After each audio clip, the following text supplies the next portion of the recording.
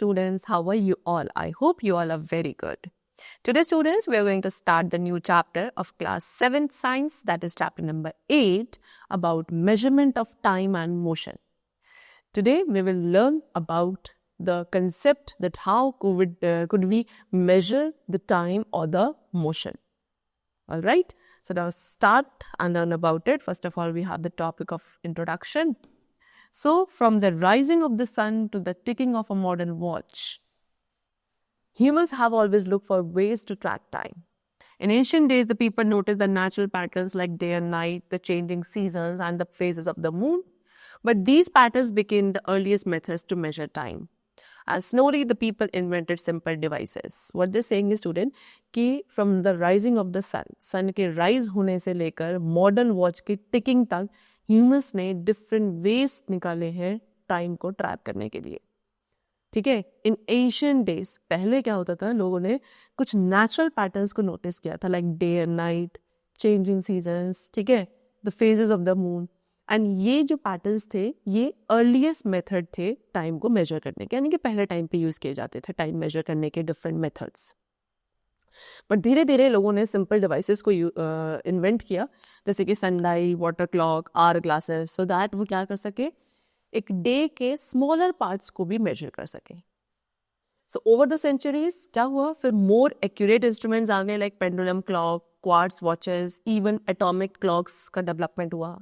And आज के time पे टाइम मेजरमेंट हमें ऑलमोस्ट हर एक एस्पेक्ट ऑफ लाइफ में हेल्प करता है, चाहे फिर वो आपका क्या हो, whether it is catching a train, organising school periods और running a race. Okay, so now in this chapter what we will explore is कि कैसे टाइम को मेजर किया जाता है through history. Then we will learn about the devices like the pendulum, and then we will understand the important concepts like oscillations, time period, speed, and different types of motion also. Alright? So now first of all we have the topic measurement of time. See, humans became curious about tracking time long ago. Time को track करने के लिए humans जो है काफ़ी समय पहले क्या curious हुए. And इसलिए उन्होंने क्या करा, काफ़ी सारे नेचुरल इवेंट्स जो कि एक रेगुलर पैटर्न्स में होते थे उन्हें ऑब्जर्व किया. जैसे कि एग्जाम्पल्स में आप देख सकते हैं, rising and setting of the sun, phases of moon, change in seasons. So ये रिपीटिंग पैटर्न्स थे जो इवेंचुअली यूज किए जाने लगे टाइम को मेजर करने के लिए उसके बेसिस की फॉर्म में. एंड जो सबसे अर्लीस्ट टूल थे इस पर्पस के लिए, दैट वाज कैलेंडर्स. ठीक है, एक सिंगल डे को आइडेंटिफाई किया जाता था सनराइज एंड सनसेट की साइकिल से. ठीक है, आफ्टर दैट उसके बाद लोगों ने डिफरेंट वेज डेवलप किए सो दैट क्या कर सके, वो एक डे के दौरान डिफरेंट टाइमिंग्स को डिटरमाइन कर सके. Alright, so now to measure the smaller parts of the day, अब एक डे के स्मॉलर पार्ट्स को मेजर करने के लिए उन्होंने डिफरेंट डिवाइसेस का यूज किया. ठीक है, जैसे कि sundial, water clock, hour glasses and candle clock. So एक सनडाइल क्या है, सनडाइल हमको टाइम के बारे में बताता है by the changing position of the shadow cast by an object when sunlight fall on it during the day. So एक डे टाइम में जब एक सनलाइट किसी ऑब्जेक्ट पे फॉल करती है तो उस सनलाइट के फॉल करने से उस ऑब्जेक्ट की जो शेडो बनेगी, उस शेडो की चेंजिंग पोजीशन के थ्रू सनडाइल क्या बताता है, टाइम बताता है. Alright, this is a sunlight. फिर उसके बाद we have water clocks also. Water clocks भी टाइम को मेजर करती हैं वाटर के फ्लो का यूज करके. ठीक है, in one type water flowed out of a container that had time markings. ठीक है, इनमें से एक टाइप में क्या होता है, वाटर एक कंटेनर से बाहर निकलता है, ठीक है, जिसमें टाइम मार्किंग्स होती हैं. एंड दूसरा वाला जो वर्जन है, इसमें एक बोल होता है जिसके बॉटम में एक छोटा सा होल होता है ना, एंड ये वाटर के ऊपर फ्लोट करता है. ठीक है, इन दिस वन, एंड ये धीरे धीरे फिलअप होगा एंड एक फिक्स ड्यूरेशन में इट विल सैंक. फिर उसके बाद इसको बाहर निकाला जाएगा and it will float again. Then we have hour glasses. Hour glasses कैसे वर्क करते हैं, they will allow the sand को अलाउ करते हैं एक चैम्बर से दूसरे चैम्बर में फॉल करने के लिए, फ्लो करने के लिए, that also a steady rate. Then we have candle clocks. Candle clocks एक कैंडल्स होती हैं जिनमें मार्क्ड लेवल्स होते हैं. ठीक है, तो जैसे जैसे कैंडल बर्न होगी, ये जो मार्क्स होंगे ये शो करेंगे कि कितना टाइम पास हो चुका है. ऑलराइट, चलो now one of the most remarkable sundial, सबसे ज्यादा रिमार्केबल सनडाइल जो है वर्ल्ड में, दैट इज सम्राट यंत्र, जो कि अराउंड 300 ईयर्स अगो बनाया गया था जंतर मंतर इन जयपुर राजस्थान में. ठीक है, इस साइट को as a UNESCO world heritage site के थ्रू साइट की फॉर्म में रिकॉग्नाइज किया जाता है, जिसके अंदर सेवरल एंशियंट एस्ट्रोनॉमिकल इंस्ट्रूमेंट्स को फीचर किया गया है। सम्राट यंत्र आपका 27 मीटर टॉल है एंड एक शेडो कास्ट करता है जो कि थॉरली 1 मिलीलीटर मूव करती है एवरी सेकेंड। एंड ये स्केल इतना फाइनली मार्क है कि ये टाइम इंटरवल को मेजर कर सकता है as short as 2 seconds. So बाकी सभी सनडायल की तरह ये भी लोकल एंड सोलर टाइम को मेजर करता है। So a correction is needed to convert this to Indian standard time. Alright, now shall we try making a simple water clock. कैसे बनाएंगे? सो फॉर दैट आपको एक एम्प्टी ट्रांसपेरेंट प्लास्टिक बॉल लेनी है at least 500 ml की cap के साथ। फिर उस बॉटल को 2 हाफ्स में कट किया जाएगा उसके मिडल से, एंड देन एक ड्राइंग पेन का यूज करके you have to make a small hole in the centre of the cap. Alright, चलो after that what you have to do, you have to place the upper half, bottle का जो upper वाला half है उसे आप upside down place करेंगे over the lower half, ठीक है, सो दैट वो एक फनल की तरह स्टैंड करे। देन आप वाटर पोर करेंगे in the top part and then कुछ फ्यू ड्रॉप्स इंक या फूड कलर की आपको ऐड करनी है सो दैट वाटर लेवल ज़्यादा विजिबल हो सके। फिर वाटर जो है क्या ड्रिप करना स्टार्ट करेगा, ठीक है, into the bottom which is half of the bottle. Then एक वॉच का यूज करेंगे वाटर लेवल को नोट करने के लिए, ठीक है, बॉटम हाफ में एवरी 1 मिनट, एंड इन लेवल्स को मार्क करना है आपको बॉटल पे अंटिल जब तक सारा पानी ड्रिप नहीं हो जाता। Alright, now your water clock is ready. अब इसे यूज करने के लिए आप उस कलेक्टेड वाटर को, ठीक है, जो बॉटम में है उसे पोर करेंगे वापस से इनटू द टॉप, एंड जैसे जैसे स्लोली वो ड्रिप करेगा, नाउ यू कैन चेक कि वाटर हर एक मार्क लेवल तक पहुंच रहा है, एंड हर एक मार्क क्या शो करेगा कि 1 मिनट जो है वो कंप्लीट हो चुका। Okay, now in again ancient India में पीपल जो थे, लोग टाइम मेजर करते थे शेडो एंड वाटर क्लॉक दोनों का यूज करके, ठीक है। सबसे अर्लीस्ट रेफरेंसेस जो है शेडो बेस्ड टाइम मेजरमेंट का वो आप देख सकते हैं अर्थशास्त्र में बाय कौटिल्य, ठीक है, जो कि कंपोज्ड एंड रिवाइज किया गया था between the 2nd century BCE and the 3rd century CE। फिर अराउंड 530 CE में वरहमीरा ने एक प्रिसाइज वे दिया था टाइम को एक्सप्रेस करने के लिए by using the shadow of a vertical stick, ठीक है। फिर ये जो वाटर क्लॉक्स थी कैसे वर्क करती थी, वाटर को अलाउ करती थी to flow out of a container, ठीक है, इसे भी उन टेक्स्ट में ही डिस्क्राइब किया गया था लाइक अर्थशास्त्र, ओके, देन सर कुलवंदरम एंड कुछ और भी फ्यू अदर्स थे टेक्स्ट जो कि अर्ली कॉमन एरा सेंचुरीज में लिखे गए थे। हाउएवर ये क्लॉक्स जो थी काफ़ी एक्यूरेट नहीं थी बिकॉज वाटर लेवल आपका जैसे जैसे ड्रॉप होता था फ्लो रेट भी स्लो डाउन हो जाता था। एंड इस प्रॉब्लम को सॉल्व करने के लिए जो सिंकिंग बॉल्स वाटर क्लॉक थी, जिसे हम घटिक यंत्र भी कहते हैं, इसको डेवलप किया गया। अब ये एक ऐसी टाइप ऑफ क्लॉक थी जो सबसे पहले आर्यभट्ट के थ्रू मेंशन करी गई, एंड इसको बहुत सारे बाद में एस्ट्रोनॉमिकल टेक्स्ट में देखा गया। घटिक यंत्र को रेगुलरली बुद्धिस्ट मोनेस्ट्रीज में यूज किया जाता था, रॉयल कोर्ट्स में एंड टाउन सेंटर्स में, एंड ईच टाइम जैसे जैसे बोल सैंक करता था टाइम को अनाउंस किया जाता था ड्रम, कॉन्च शेल या एक गोंग स्ट्राइक करके। ऑल्दो पेंडुलम क्लॉक्स इवेंचुअली बाद में आई जिसकी वजह से घटिक यंत्र आपके लेट 19th सेंचुरी तक रिप्लेस कर दिए गए, बट स्टिल इनको उसके बाद भी टेम्पल्स या अदर रिलीजियस प्लेसेस में यूज किया जाता था सो दैट टाइम को मार्क किया जा सके for any ritual. Alright, now as civilisation progress, जैसे जैसे सिविलाइजेशन प्रोग्रेस हुई लॉन्ग डिस्टेंस ट्रैवल आपका काफ़ी कॉमन होने लगा, इसीलिए एक्यूरेट टाइम कीपिंग ज़रूरी हो गया, जिसकी वजह से और मैकेनिकल क्लॉक्स का इन्वेंशन हुआ, ठीक है, मोर एडवांस्ड मैकेनिकल क्लॉक्स का इन्वेंशन हुआ using gear, springs and weight, जो कि 14th सेंचुरी से स्टार्ट हुआ। एंड एक मेजर इंप्रूवमेंट आया जिसमें हमने पेंडुलम क्लॉक का इन्वेंशन किया 17th सेंचुरी में, which marked a significant step forward in the accuracy of time measurement. All right. Now next we have the topic a simple pendulum. Simple pendulum किसका बना है? Small metallic ball का बना होता है जिसे हम bob कहते हैं, and ये एक rigid support के साथ attached होती है using a long piece of thread.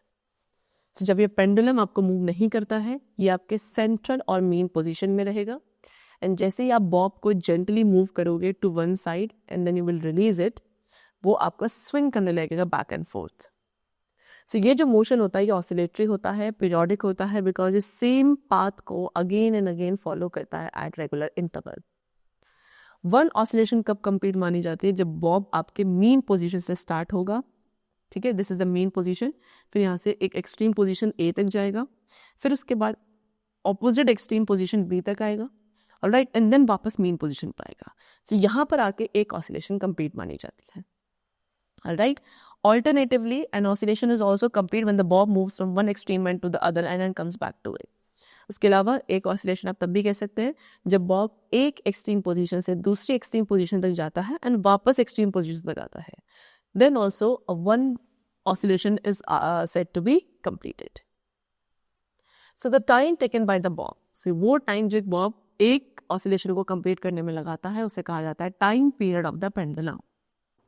Alright, chalo. Now let's try to build and use a pendulum. ठीक है, टाइम को मेजर करने के लिए.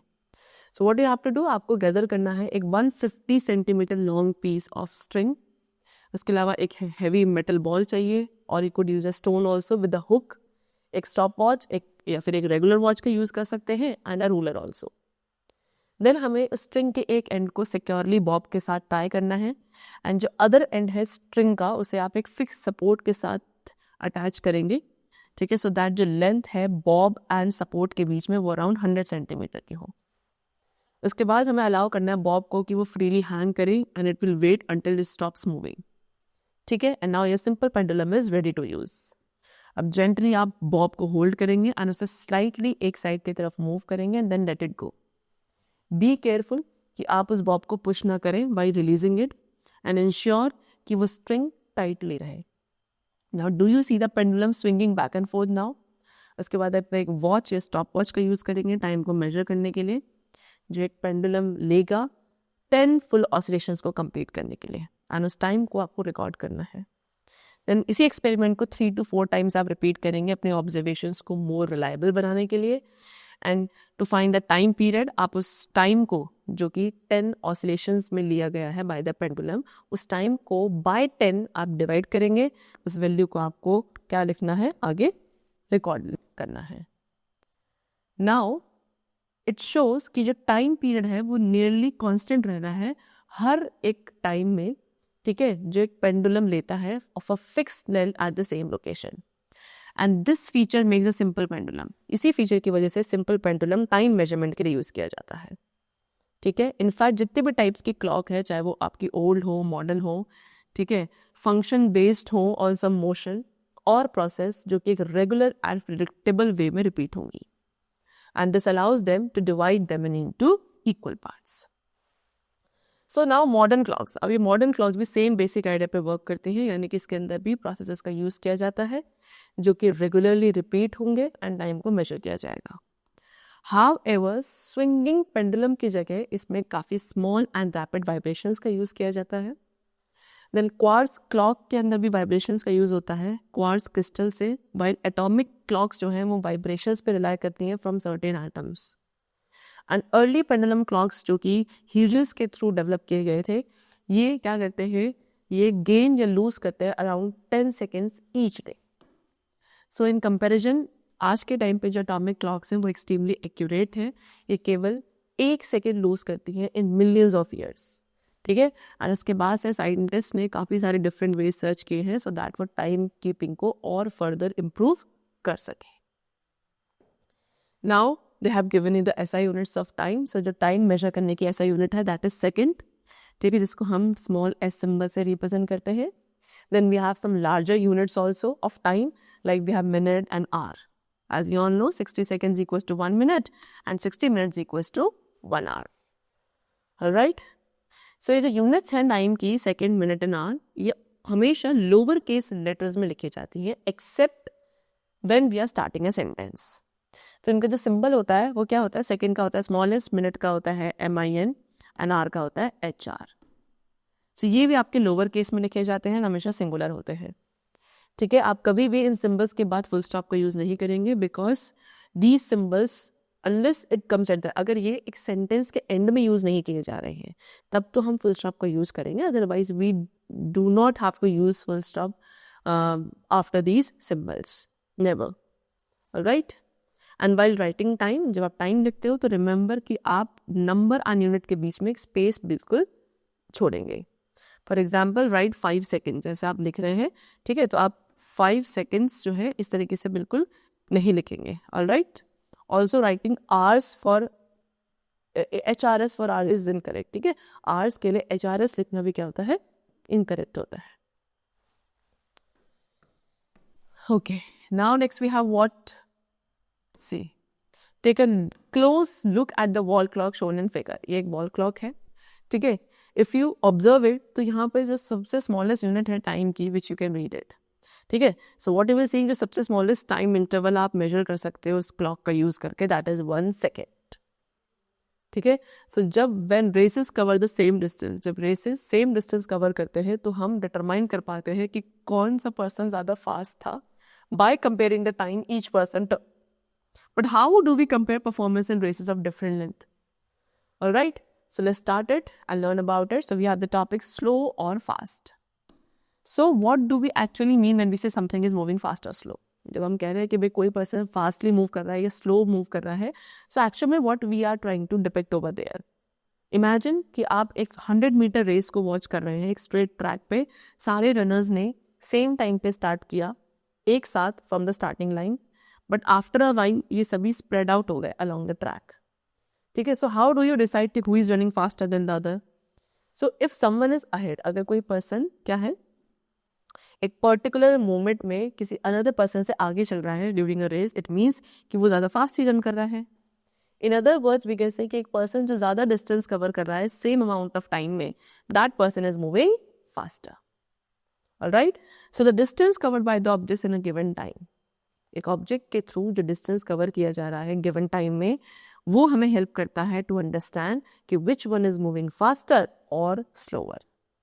एंड इसके साथ साथ हम ऑफनली स्पीड टर्म का यूज करते हैं डिस्क्राइब करने के लिए कि हाउ फास्ट समवन और something is moving.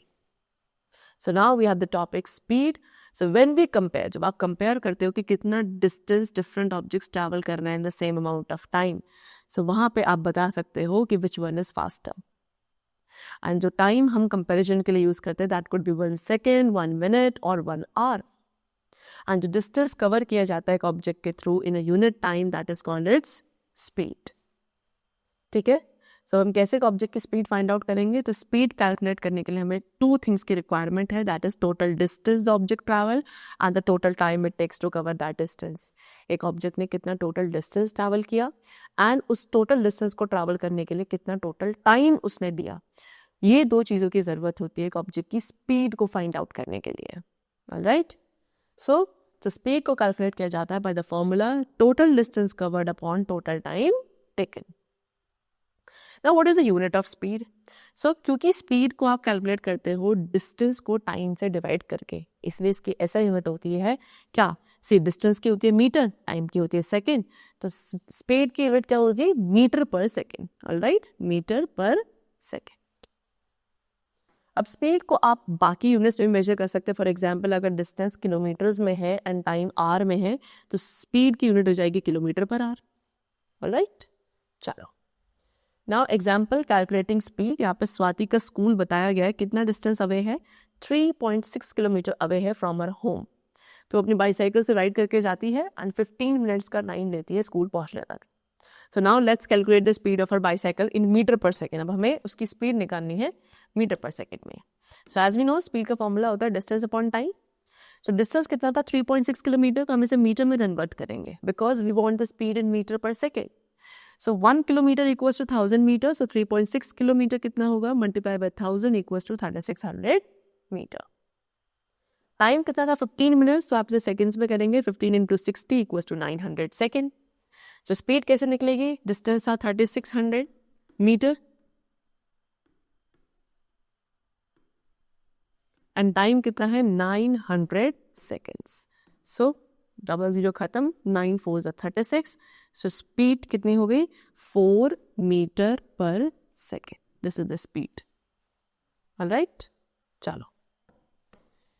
Now next they have given you what, search online for a railway time table.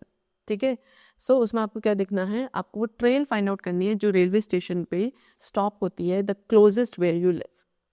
फिर आपको नेक्स्ट स्टेशन के नेम फाइंड आउट करने हैं जहाँ पे ट्रेन रुकती है, एंड उस टाइम टेबल को चेक करेंगे कि to know the distance to that solution to that station. फिर आपको डिपार्चर टाइम नोट करना है अपने from your station and arrival time at the next station. फिर आपको डिफरेंस निकालना है between the two times to determine कि कितना टाइम ट्रेन ले रही है उस डिस्टेंस को ट्रैवल करने के लिए. फिर हम ट्रेन की स्पीड को कैलकुलेट करेंगे between these two stations and record your findings. फिर इसी एक्टिविटी को आपको 4 to 5 different types of train के लिए रिपीट करना है, जैसे कि आपकी पैसेंजर ट्रेन, एक्सप्रेस और the super fast train. Alright, चलो. So when you will compare the speed of the trains, जब आप इन सभी ट्रेन की स्पीड को कंपेयर करोगे in your timetable, then you have to tell which one is the fastest. So students, the train, वो train जो सबसे ज़्यादा डिस्टेंस कवर कर रही है लीस्ट अमाउंट ऑफ टाइम में, उसकी स्पीड सबसे हाईएस्ट है. So this makes it if the fastest among the ones observed. Now relationship between speed, distance and time, इन तीनों के बीच में relationship क्या है? So we already know कि speed का formula क्या होता है, total distance covered upon total time taken. So this formula can also be rearranged. इस formula को आप rearrange करके distance and time को भी calculate कर सकते हैं depending कि क्या information हमें given है. For example, अगर speed and time given है तो distance निकाला जा सकता है speed into time. And if distance and speed are given, so time निकाल सकते हैं हम distance upon speed करके. All right. See, they have given you more examples for that. For example, Raghav है जो एक nearby city तक जा रहा है in a bus, और वो बस 50 किलोमीटर पर आवर की स्पीड से ट्रैवल कर रही है. एंड जो जर्नी है उसमें से 2 hours लग गए. So you have to tell कि how far is the city, कितनी फार है वो सिटी. सो यहाँ पे हमें डिस्टेंस निकालना है. डिस्टेंस का formula speed into time. Speed थी 50 किलोमीटर पर आवर, टाइम दिया 2 hours का, तो डिस्टेंस कितना हो गया 50 × 2 = 100 किलोमीटर. नेक्स्ट एग्जाम्पल है कि एक ट्रेन है जो 90 किलोमीटर पर आवर की स्पीड से ट्रैवल कर रही है. सो वो कितना टाइम लेगी 360 किलोमीटर ट्रैवल करने के लिए. सो टाइम का फॉर्मूला होता है डिस्टेंस अपॉन स्पीड. तो डिस्टेंस था आपका 360, टाइम है स्पीड है 90 kilometre per hour. So when you will divide it you will get 4 hours time. So यहाँ पे जितने भी एग्जाम्पल्स हमने क्या देखा कि स्पीड को कैलकुलेट किया जाता है टोटल डिस्टेंस को टोटल टाइम से डिवाइड करके. However it's important to note कि object may not have move at the same speed the whole time. हो सकता है कि वो ऑब्जेक्ट सारा टाइम जितने भी टाइम उसने ट्रैवल किया है वो सेम ही स्पीड से ट्रैवल नहीं कर रहा हो. ठीक है, इट कुड बी पॉसिबल. हो सकता है कि किसी टाइम पे वो स्लोली चला हो, किसी पे वो फास्टर चला हो. सो जो स्पीड कैलकुलेट की जाती है इस मेथड का यूज करके वो एक्चुअली एवरेज स्पीड होती है. But for simplicity this book refers to simply as speed. ठीक है, चलो. फिर they have given you some vehicles होते हैं जैसे कि scooter, motorbike, car and buses. इनके अंदर एक इंस्ट्रूमेंट होता है जिसे हम बोलते हैं स्पीडोमीटर. ठीक है, ये इंस्ट्रूमेंट क्या करता है, उस व्हीकल की स्पीड को मेजर करता है किलोमीटर पर आवर में. उसके अलावा एक और डिवाइस होती है इन व्हीकल्स में, that is odometer. And odometer का काम होता है टोटल डिस्टेंस जो उस व्हीकल ने ट्रैवल किया है उसको मेजर करने का. ठीक है, and that also in kilometres. So speedometer speed measure करेगा and odometer distance travelled by the vehicle will be measured through that instrument. Now next they have given you that I once was the part of a marathon taking place on a straight road. ठीक है, यहाँ पे एक person कह रहा है कि मैंने एक बार एक मैराथन के पार्ट को क्या वॉच किया था जो कि एक स्ट्रेट रोड पे हो रहा था. व्हाट आई नोटिस कि कुछ रनर्स जो है सेम पेस मेंटेन कर रहे हैं थ्रू आउट, वाई कुछ अदर्स जो है वो या उनकी स्पीड बढ़ रही है या स्लो डाउन हो रही है, and that also different point. So this made me wonder कि कैसे उनका मोशन जो था वो डिफरेंट था. Okay, so now for that we have the topic uniform and non-uniform motion now. ठीक है, so when an object moves, जब एक object एक straight path में move करता है, that motion is called linear motion. एक straight path में अगर object move करेगा, उसे कहेंगे the object is in linear motion. Let's take an example. आप imagine करो एक train है जो एक straight track पे move कर रही है, two nearby railway stations के बीच में. So यहाँ पे जो train का movement है straight path पे वो example है linear motion का. ठीक है, स्टेशन A से स्टार्ट किया, सबसे पहले वो स्लोली मूव कर रही है, फिर उसकी स्पीड बढ़ गई एंड लेटर डाउन फिर स्लो डाउन हो गई जैसे जैसे वो स्टेशन डी पर पहुंचेगी। सर कुछ पॉइंट पे between the station A and D, you can say from point B to point C, train ने एक कांस्टेंट स्पीड मेंटेन करी है। See station A to D के बीच में 2 पॉइंट्स आए बी टू सी, वहां पर उस ट्रेन ने कांस्टेंट स्पीड को मेंटेन किया। दैट मीन्स कि यहाँ पे स्पीड ने इस ट्रेन ने अपनी स्पीड को चेंज नहीं किया during that particular stretch from point B to point C. So जब एक ऑब्जेक्ट एक स्ट्रेट लाइन में मूव कर रहा है कांस्टेंट स्पीड के साथ, दैट इज कॉल्ड कि ऑब्जेक्ट आपका यूनिफॉर्म लीनियर मोशन में है। Okay, for example in this figure you can say कि यहाँ पे जो ट्रेन है वो यूनिफॉर्म मोशन के साथ ट्रैवल कर रही है from point B to C. See I could show you in this picture. So ये ट्रेन ए पॉइंट है, यहाँ डी दूसरा स्टेशन है, बट इसमें बीच में या बी पॉइंट से सी पॉइंट तक वहाँ पे वो कैसे मूव कर रही है, एक कांस्टेंट स्पीड के साथ मूव कर रही है। So in this situation the train is moving in uniform linear motion between point B and C. However अगर एक ऑब्जेक्ट की स्पीड चेंज होती है, ठीक है, जब एक स्ट्रेट लाइन पे मूव कर रहा है, ठीक है, तो उस दौरान पे इस मोशन को कहा जाएगा non uniform linear motion. And इस ट्रेन के केस में इसका मूवमेंट जो था पॉइंट ए से बी तक का, ठीक है, as well as C to D तक का, यहाँ पर ये एग्जाम्पल था नॉन यूनिफॉर्म मोशन का।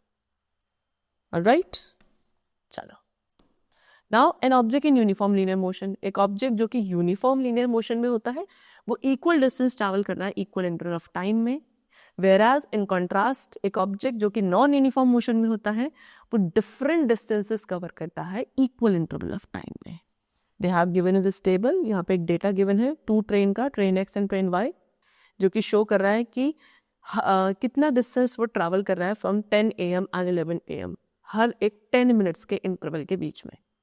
सो इस टेबल से आप क्या देख सकते हो कि ट्रेन एक्स जो है वो सेम डिस्टेंस 20 किलोमीटर का डिस्टेंस ट्रैवल कर रही है हर एक 10 मिनट के इंटरवल में, विच मीन्स कि वो ट्रेन यूनिफॉर्म लीनियर मोशन में है। बट हेयर ट्रेन वाई जो है वो डिफरेंट डिस्टेंसेस कवर कर रही है सेम इंटरवल में, that means train Y is a non uniform linear motion. Alright, now in real life में भी जो यूनिफॉर्म लीनियर मोशन होता है वो एक थ्योरेटिकल कॉन्सेप्ट है रियल लाइफ में, ठीक है। ऑब्जेक्ट्स बहुत रेयरली ऐसे होंगे जो कांस्टेंट स्पीड पे ट्रैवल करते हैं फॉर द लॉन्ग डिस्टेंसेस और एक्सटेंडेड पीरियड्स, ठीक है। सो दैट्स व्हाई इसीलिए हम ऑफनली एवरेज स्पीड कैलकुलेट करते हैं एक ऑब्जेक्ट के मोशन को डिस्क्राइब करने के लिए इन practical situations. So the chapter is completed over here. This was all about the measurement of time and motion, the different types of motion we have discussed so far, and I hope you must have understood it very carefully. Now let's meet in the next session with a new topic of science, and then keep learning well, and thanks to all.